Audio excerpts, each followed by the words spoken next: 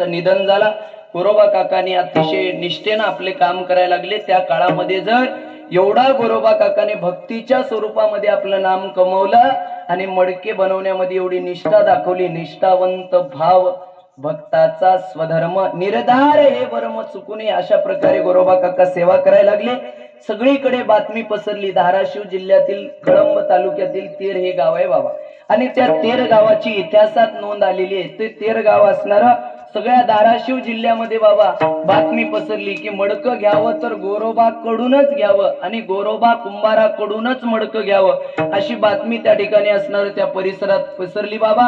अतिशय कीर्ती उज्ज्वल व्हायला लागली आणि होत असताना बाबा बऱ्याच काळानंतर गोरोबा काकांना एक मुलगा झाला। बरं काय मुलगा झाल्यानंतर ती संती बाबा लहान मुलाला थोडं मोठं करायला लागली। मोठा मुलगा थोडस मोठं झाला।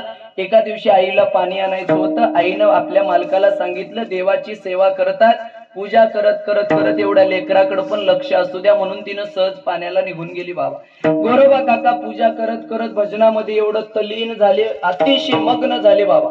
भजनामध्ये तल्लीन व्हावं माणूस बरं काय